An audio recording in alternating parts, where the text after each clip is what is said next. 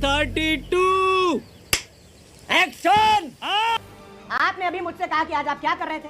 रूबिका जी, मैं डरते डरते मस्जिद गया नमाज पढ़ने, क्योंकि भारतीय जनता पार्टी का एक मंत्री बोलता है कि मस्जिदों में घुस घुस के मारेंगे नीलेश राणे।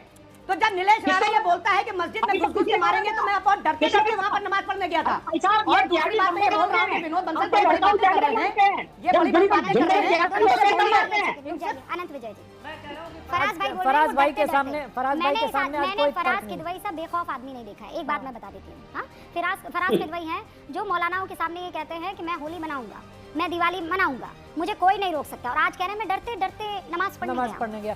दरअसल ये इनकी दिक्कत नहीं है, इनको भी तो अपनी पार्टी में अपनी वफादारी साबित करनी है। मैं तो इसके मूल कारण पर जाता हूं। फराज भाई, आज शेर आपको नहीं सुनाना चाहिए था, बहुत विद्वान है, बहुत शेरो शायरी आपको आती है, बहुत ह्यूमर आपके अंदर है, लेकिन आज जिस प्रकार से देश के युवाओं को बरगलाने का काम तौकीर रजा ने किया, आपको उनकी लानत मलामत करनी चाहिए थी। तौकीर रजा 2010 से, आज से नहीं रूबिका जी, 2010 में जो बरेली में दंगे हुए थे, मुझे याद है, उसका भी आरोपी है वो आदमी। और आज उसने इस्लामिया ग्राउंड में सबको जुटने का आह्वान करके खुद घर में कायरों की तरह बैठा रह गया। और देश के हमारे मुसलमान भाइयों को, उन युवाओं को, उन लड़कों को, आपको पता है एआई के जमाने में पुलिस एआई का उपयोग करती है, कैमरे में सबके चेहरे कैद होते हैं, उसके बाद में इन्वेस्टिगेशन में एक एक को बुलाकर पूछताछ होती है। वो स्कूल जाएंगे, कॉलेज जाएंगे, पढ़ाई लिखाई करेंगे या पुलिस थानों के चक्कर काटेंगे। ये बड़ी अच्छी बात कही है। आप जैसे रहनुमा जिस कौम के होंगे तौकीर रजा, उस कौम की बर्बादी तय है। और मुझे तो हैरानी इस बात की है कि उत्तर प्रदेश पुलिस के लोग तौकीर रजा को अब तक गिरफ्तार क्यों नहीं हुए? अब तक उनको गिरफ्तार कर लिया जाना चाहिए। मेरे पास एक बड़ी खबर आ रही है, मेरे प्रोड्यूसर निशांत कुछ बता रहे हैं। बड़ी खबर है जो इस वक्त ग्राउंड जीरो से हमें मिल रही है, और उसके बाद मेरे तीन और जो साथी है यहाँ पर प्रवक्ता, एक और बड़ी खबर आई है। रविदास मेहरोत्रा ने कहा मुख्यमंत्री के आदेश पर लाठीचार्ज हुआ है। सीधे तौर पर आरोप लगा दिया है रविदास मेहरोत्रा ने, बीजेपी सरकार जनता की आवाज को दबाना चाहती है। ये बयान इस वक्त आया है रविदास मेहरोत्रा की तरफ से कि जुमे की नमाज के बाद बहुत बर्बर लाठीचार्ज किया गया, ये मुख्यमंत्री के आदेश पर हुआ। भाजपा की सरकार जनता की आवाज दबाना चाहती है। और कौन है रविदास मेहरोत्रा? कौन है रविदास मेहरोत्रा? समाजवादी पार्टी के विधायक है फराज किदवई साहब। रविदास मेहरोत्रा तो इसी तरह आग लगाने का काम करते हैं, चाहे वो कांवर का समय हो, याद कर लीजिए उनके बयानों को, चाहे कुंभ का समय हो।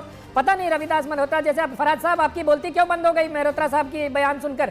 क्या सेक्टर मजिस्ट्रेट के आदेश पर लाठीचार्ज होते हैं या मुख्यमंत्री के आदेश पर होते हैं? अब आप किसी दिन कह देंगे कि प्रधानमंत्री मोदी ने लाठीचार्ज करवाया। इतनी हमकाना बात करना ये समाजवादी पार्टी के प्रवक्ता ही कर सकते हैं। मुझे लगता है कि 30 सेकंड, उसके बाद दो और लोग हैं, प्लीज 30 सेकंड में जवाब दे दीजिए।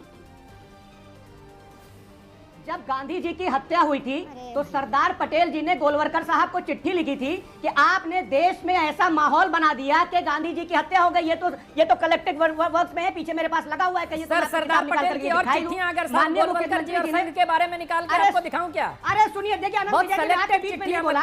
और मुझे पूरी तरह से दबाने की कोशिश की जा रही है। अगर इस पर डिबेट करनी है तो मैं कर सकता हूँ। आपको सबसे ज्यादा समय दिया रूबिका जी ने। रूबिका जी नहीं, सुनिए रूबिका जी, उत्तर प्रदेश के माननीय मुख्यमंत्री जी ने जब गोमती नगर में पानी उछालने वाला काम हुआ था तो उसमें विधानसभा में खाली 2 लोगों के 12 लोगों में या 11 लोगों में नाम याद आए थे, एक मुसलमान और एक यादव। तो ये पूरी दुनिया देख रही है कि जिसके मंत्री बोलते हो कि मस्जिद में घुस घुस के मारेंगे, जिनके विनय कटियार जैसे नेता कहते हो कि मुसलमान अयोध्या छोड़ दो, तो उनसे आप क्या उम्मीद कर सकते हैं? फराज किदवई साहब, एक बात बताइए कि क्या इसमें जो अभी आपके एक मुस्लिम लीडर, बहुत सीनियर लीडर जो अभी रिहा हुए हैं, उनका भी कुछ लेना देना है क्या आज के हंगामे से?